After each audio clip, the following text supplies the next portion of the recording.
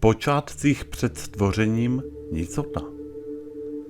Každý egyptský text o stvoření začíná stejným základním přesvědčením, že před počátkem věcí existovala tekutá prázdnota všude, nekonečná a bez hranic a směrů.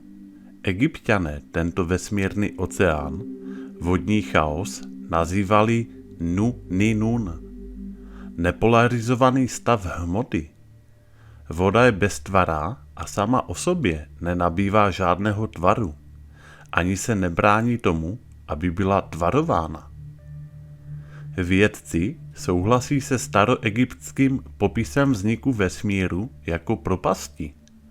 Tuto propast vědci označují jako neutronovou polévku, v níž nejsou ani elektrony, ani protony, pouze neutrony tvořící jedno obrovské, extrémně husté jádro. Takový chaos byl ve stavu před stvořením způsoben stlačením hmoty. Atomy neexistovaly v normálním stavu, ale byly stlačeny tak těsně k sobě, že se mnoho atomových jader vtěsnalo do prostoru, který dříve zabíral jediný atom. Za těchto podmínek byly elektrony těchto atomů vytlačeny ze svých oběžných drah a pohybovaly se volně, takzvaně v chaotickém, degenerovaném stavu. Nu-Ni-Nun je subjektivní bytí, symbol nesformované, neurčité, nediferencované energie, hmoty, interní či neaktivní. Nestvořený stav před stvořením nemůže být příčinou jeho proměny. Výraz nekonečný je ovšem synonymem pro nekonečný, neurčitý, neomezený, nesformovaný. To znamená, že energie, z níž všechny věci vznikají, musí být ve svém základním stavu nesformovaná, neurčitá, nediferencovaná. Pokud by hmotný základ světa měl nějaké podstatné definice, působily by tyto jako omezující faktory jeho schopnosti se nekonečně proměňovat. Jeho esenciální nedefinovanost je absolutním požadavkem boží tvůrčí všemohoucnosti. Nechť započne stvoření. Kondenzovaná energie v neutronové polévce před stvořením neustále narůstala. Tato kondenzovaná energie dosáhla optimální koncentrace nahromaděné energie, která vedla k její explozi a expanzi směrem ven, přibližně před 15 miliardami let. Právě hlasitý zvuk této exploze způsobil rozpad jednotlivých složek vesmíru. Staroegyptské texty podobně opakovaně zdůrazňovaly, že příčinou stvoření byl božský, velící, jasný hlas, tedy božský zvuk. Nejstarší nalezené staroegyptské texty z doby před 5000 lety ukazují přesvědčení, že slovo způsobilo stvoření světa. V egyptské knize o příchodu, která je nesprávně překládaná jako kniha mrtvých, nejstarším psaném textu na světě se uvádí: Já jsem věčný, já jsem ten, který stvořil slovo. Já jsem slovo. V knize Božské krávy, nalezené ve svatyních Tut-Ankh-Amen, také nacházíme, že nebesa a jejich zástupy vznikly pouhým vyslovením slov. Jejichž zvuk sám o sobě vyvolává věci. Jak se vysloví její jméno, tak věc vznikne. Jméno je totiž skutečnost, věc sama. Jinými slovy, každý konkrétní zvuk má svou odpovídající podobu. Moderní věda potvrdila přímý vztah mezi frekvencemi zvukových vln a formou. Slovo, jakékoliv slovo, je z vědeckého hlediska vibračním komplexním prvkem, který je vlnovým jevem, charakterizovaným pohyby proměnlivé frekvence a intenzity. Jinými slovy, zvuk vzniká stlačováním částic vzduchu, přeskupováním rozestupů a pohybů částic vzduchu, takzvaně vytvářením forem. Každá frekvence zvukového vlnění má svou vlastní odpovídající geometrickou formu. Božský zvuk přeměnil potenciální inertní energii, nebo chcete-li hmotu, nun, na části vesmíru jako diferencované, uspořádané, strukturované kinetické energie v podobě objektů, myšlenek, sil, fyzikálních jevů a tak dále. Přeměnou jednoho typu energie v jiný typ vesmír ožil, a to v celku i ve svých složkách. Vše je záležitostí energií. Atom, projevená kosmická energie. Jak jsme viděli, stvoření vzniklo ze stavu nestvoření. Egypťané ji nazvali Nun. Nic neboli Nil také představuje stav před stvořením vesmíru. Neexistuje žádný vesmír, žádný Nil nula. Takový stav vesmíru představuje subjektivní bytí, nesformovanou, neurčitou a nediferencovanou energii. Jeho interní energie je neaktivní. Naproti tomu stav stvoření je uspořádaný, sformovaný, definovaný a diferencovaný. Souhrn božské energie během stavu stvoření Egypťané nazývají atom. Stvoření je utřídění veškerého chaosu, nediferencované energie hmoty a vědomí, prvotního stavu. Všechny staroegyptské příběhy o stvoření se vyznačují přesně vymezenými a jasně ohraničenými fázemi. První etapou stvoření bylo sebeutváření nejvyššího soucna jako stvořitele a bytí, takzvaně přechod od subjektivního bytí nu, ni, nun k objektivnímu bytí atom. Zjednodušeně lidsky řečeno to odpovídá okamžiku, kdy člověk přechází ze spánku, stav nevědomí, subjektivní bytí, do uvědomování si sama sebe, nabytí vědomí, objektivní bytí. Je to jako stát na pevné zemi. Tuto fázi stvoření představovali egyptští mudrci jako atum, vystupující z nu, ni, nun. V textech u nás, takzvaných pyramidových, se nachází následující invokace. Pozdravení tobě, Atame. Pozdravení tobě, který vznikáš sám od sebe. Ty jsi vysoký v tomto svém jménu, vysoký kopec. Ty přicházíš v bytí v tomto svém jménu, Kerpi, stává se jedním. A tam znamená jedinost všeho, úplnost. A tam souvisí s kořenem tam nebo tamam, což znamená být úplný nebo učinit konec. Ve staroegyptských textech znamená atam toho, kdo dokončuje nebo zdokonaluje, a v litánii re je atam rozpoznán jako úplný, jako všechno. Staroegyptské texty zdůrazňují, že úplný obsahuje vše. Staroegyptský text zní: jsem mnoho jmen a mnoho podob a mé bytí existuje v každé neter. Z číselného hlediska není jednička číslem, ale podstatou základního principu čísla. Všechna ostatní čísla jsou z ní vytvořena. Jednička představuje jednotu, absolutno, jako nepolarizovanou energii. A tam jako číslo 1 není ani liché, ani sudé, ale obojí. A tam není ani žena, ani muž, ale obojí. A tam je souhrnem uspořádané energie, matrice ve fázi stvoření, zatímco nun je neuspořádaná energetická sloučenina, subjektivní bytí.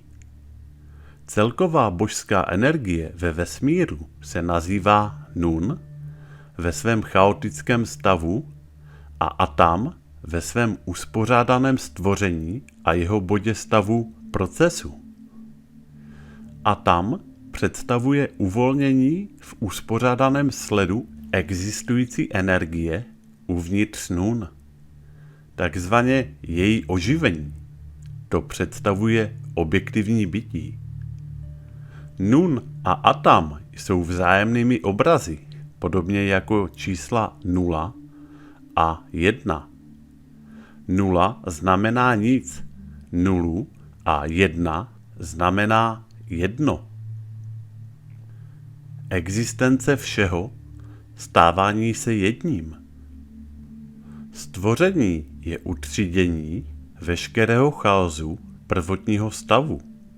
Všechny staroegyptské příběhy o stvoření to vykazovaly s dobře definovanými, jasně ohraničenými etapami.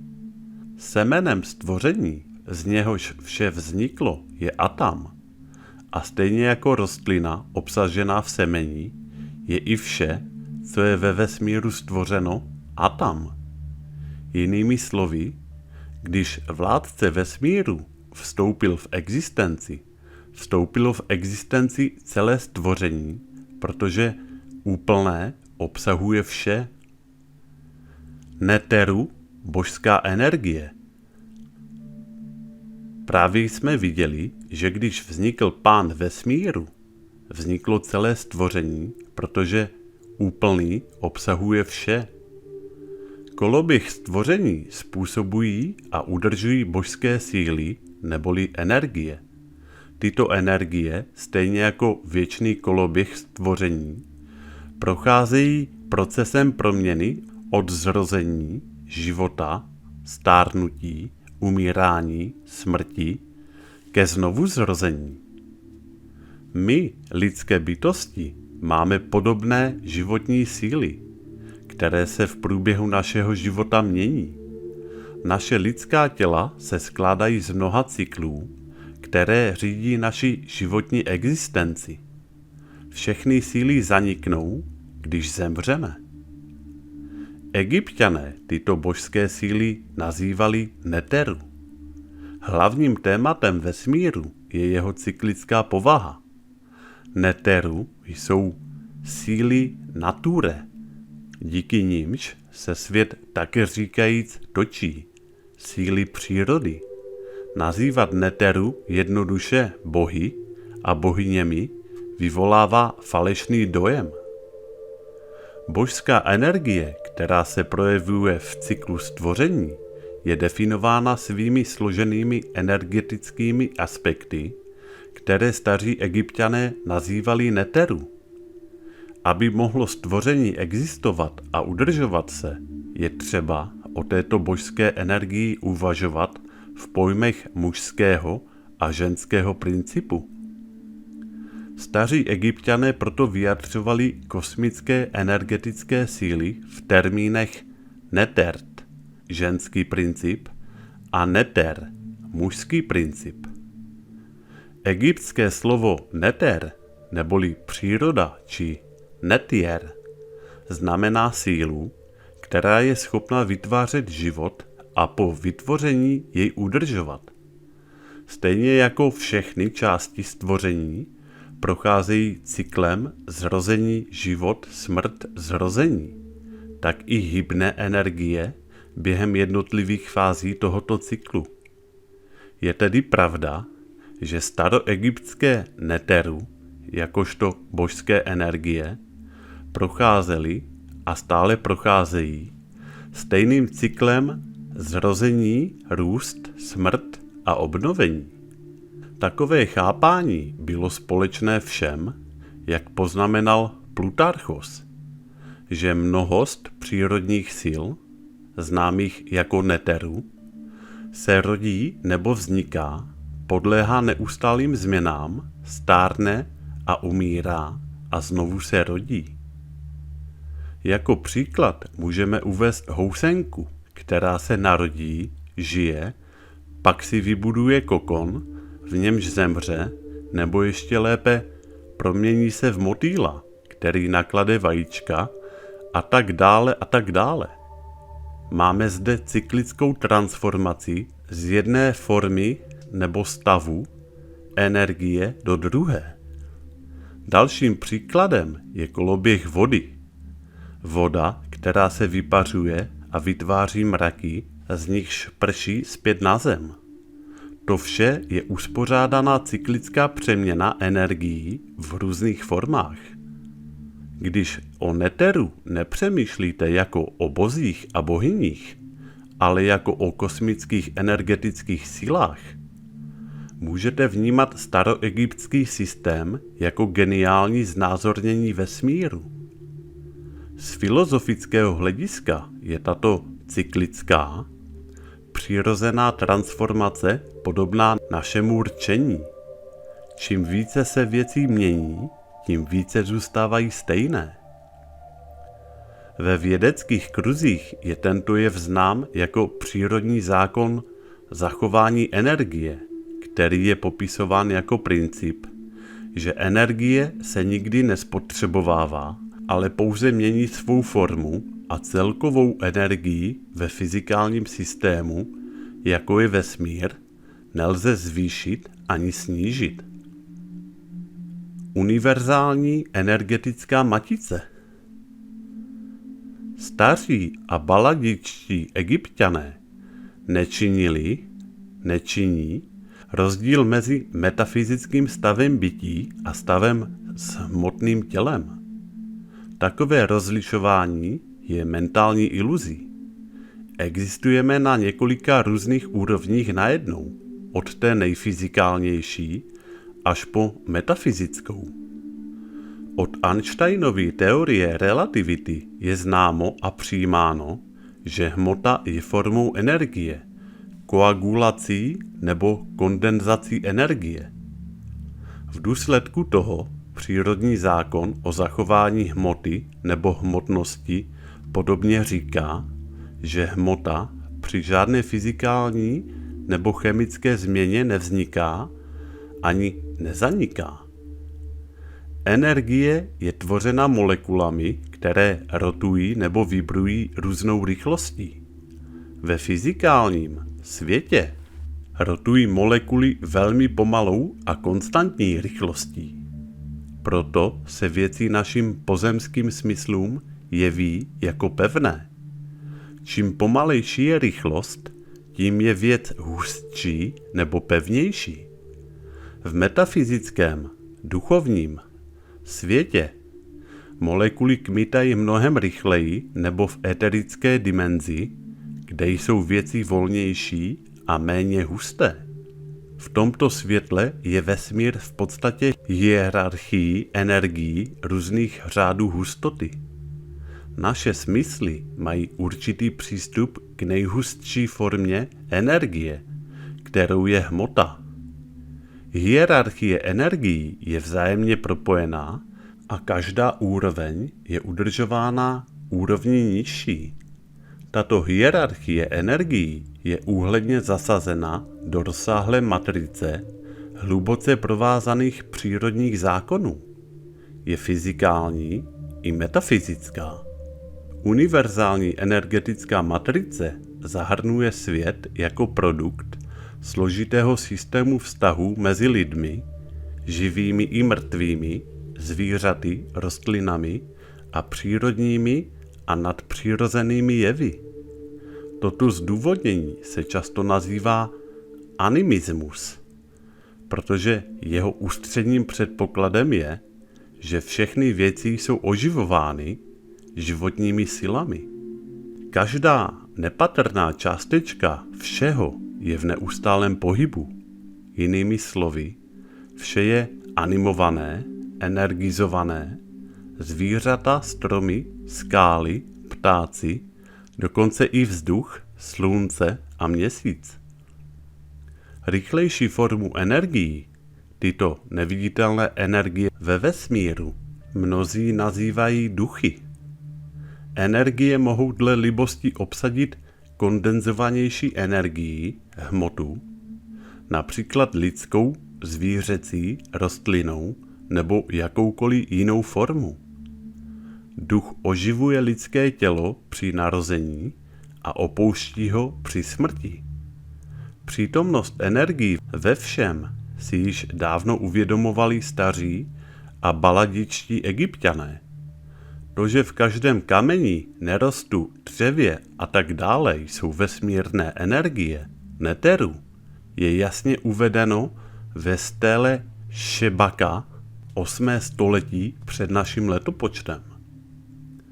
A tak neteru, bohové, bohyně, vstoupili do svých těl v podobě každého druhu dřeva, každého druhu nerostu, jako každý druh hlíny, jako vše, co na něm roste.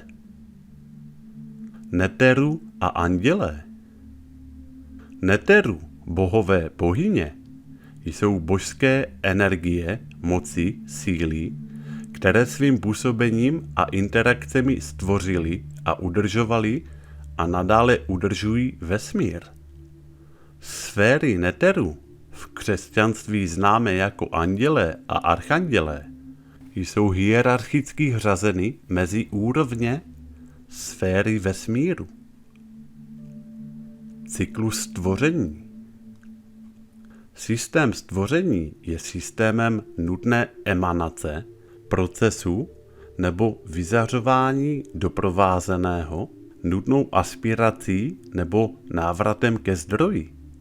Všechny formy a fáze jsou cna vycházejí z božství a všechny usilují o návrat tam a setrvání tam. V důsledku velkého třesku se proti silám vypuzení, které způsobují pohyb všech galaxií směrem ven, staví gravitační smluvní síly, které galaxie přitahuje k sobě. V současné době síly vyzařování převyšují síly kontrakce a proto se hranice vesmíru stále rozpínají. Vědci nám říkají, že v určitém časovém okamžiku v budoucnosti se vesmír přestane rozpínat a začne se zmenšovat. V egyptských textech o rakvích 130 se o tom píše. Po milionech let diferencovaného stvoření se vrátí chaos před stvořením. Zůstane jen úplný Atam a Aus, Ra, už nebudou odděleni v prostoru a čase. Staroegyptský text nám říká dvě věci.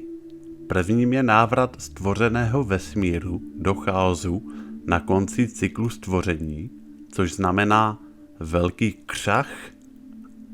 Druhým bodem je možnost nového cyklického znovuzrození vesmíru, který symbolizuje přítomnost Aus-Ra. Aus-Ra se skládá ze dvou slov. Aus znamená síla nebo kořen. Aus-Ra jako takové znamená moc. Světlo Ra, což znamená znovuzrození Ra. Princip, díky němuž ze zdánlivé smrti vzniká život, se nazýval nebo jmenuje Aus-Ra, který symbolizuje sílu obnovy. Hlavním tématem staroegyptských textů je cyklická povaha stvoření, které se rodí, žije, umírá a znovu se obnovuje.